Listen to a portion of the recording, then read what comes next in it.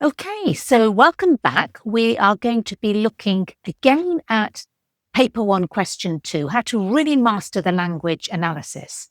And we're looking at the November 2020 paper, which we were looking at yesterday. Just to remind you, this is the extract. If you want to pause the video and just have a read of that to remind yourself, as I said yesterday, it is a good idea to look at the question first. So how does the writer use language to describe the garden? And we're going to look at some different responses, and I want you to think about how these responses work, which ones are better.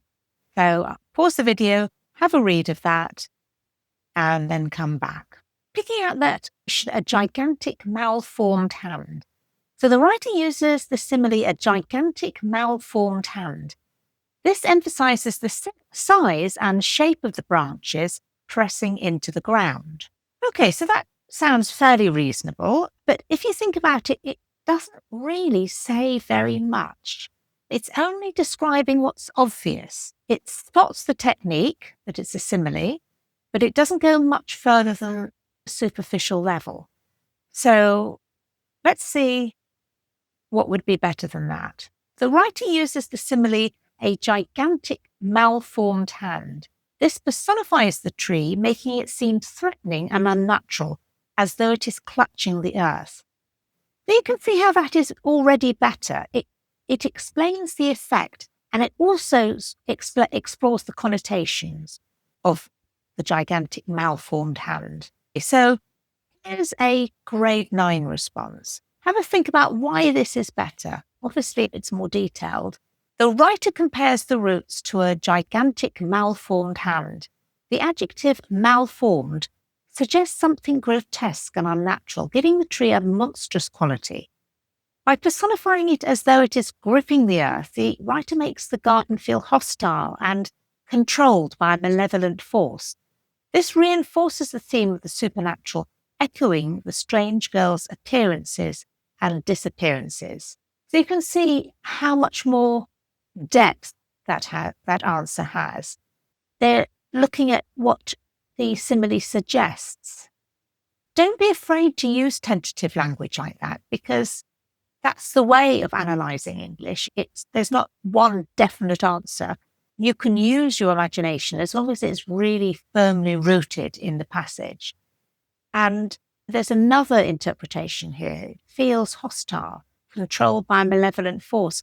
This candidate is really using their imagination, and they're also linking it to the supernatural, possibly supernatural appearance and disappearance of the girl. Yes, why it's top level. It zooms in on specific word choices, malformed. It explores the connotations of these words, grotesque, monstrous, unnatural. It explains the effect on the atmosphere, and it also links to a wider text theme. All of these are things that you want to do if you want to aim for that top grade. Okay, let's have a look at another example, because obviously in this question, you're going to need to pick out 3 or 4 examples to explore in some depth. So, massive twisted branches. So here's the first response. The writer says the tree has massive twisted branches. This again creates an image of the size and shape of the branches. So once again, this is a bit superficial. Yes, it's accurate. It does create an image of the size and shape of the branches, but it's only really repeating what's in the word quotation. It's not adding any interpretation, any connotations. So let's have a look at something better. The tree's massive twisted branches make it seem overgrown and unnatural. The word twisted suggests something threatening, as though the branches are moving in strange directions. So this is an improvement because it explains the effect, and it also explores the connotation of that word twisted. They're zooming in, this candidate's zooming in on that word twisted and looking at what that suggests. So that is something that you do need to do. And here's another response. Have a look at this response and see why this is good. The description of the tree's massive twisted branches suggests something sinister and dominating. The adjective massive conveys its power and scale. Twisted suggests distortion and corruption, as if warped by a dark force.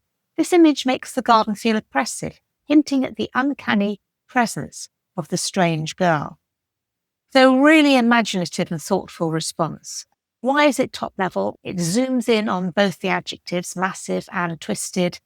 It explores layers of meaning, power, corruption, dark forces. It links it to the atmosphere, danger, oppression, and it also connects to the theme of the passage. Obviously, that is a very high-level response, but that's what you need to be aiming for. Here's another example, snarled with tangled ivy. So the writer says the tree trunk was snarled with the tangled ivy. This shows the tree is covered in ivy. Yes, that's true. It does show the tree is covered with ivy, but it's not. Can you see what it's not doing? It's not zooming in on any of the words. It's just repeating, the description. So it would be difficult to get many marks for that. This is better. Snarled with the tangled ivy suggests the trunk is trapped and messy. The verb choking makes the ivy seem aggressive, as though killing the tree. Now, this is much better, isn't it? Because it's explaining the effect. It highlights a key word, and it explores the connotations. That word choking. What they're doing here is they're looking closely at the language, which is good. Okay, the description of the trunk being snarled with the tangled ivy conveys a sense of suffocation and entrapment. Here, snarled suggests the ivy is twisted and knotted around the tree, making the scene feel messy and claustrophobic rather than natural. The verb choking personifies the ivy as aggressive, as though it is strangling the tree and draining its life. This imagery creates an atmosphere of decay and corruption, reinforcing the sense that nature itself feels hostile. It also mirrors the wider theme of menace and the strange girl's unsettling presence. Obviously, this is really good. And you notice the way when they pick out words like choking, they don't just say the word choking, they say the verb choking. So it's specific. So do that. Do make sure that you know exactly what's an adjective, what's a verb, what's a noun, so that you can use the correct terminology. But yes, an imaginative, thoughtful, developed response. It zooms in on precise word choices, snarled and choking. It recognizes accurate connotations. So snarled is interpreted as tangled and messy rather than animal-like. So snarled has two meanings. It's in this context, it's talking about the way something's tangled around. It explores personification. That verb choking is analysed. They link the language to the atmosphere, how the suffocation and decay create a sinister, oppressive mood. It connects to the wider themes, and it sustains a line of argument, doesn't it? So the candidate here is really thinking through how the language is working, what the effect is. So I hope that's been helpful. We will be carrying on doing more work on this paper. So feel free to download it from the AQA website. I will see you later.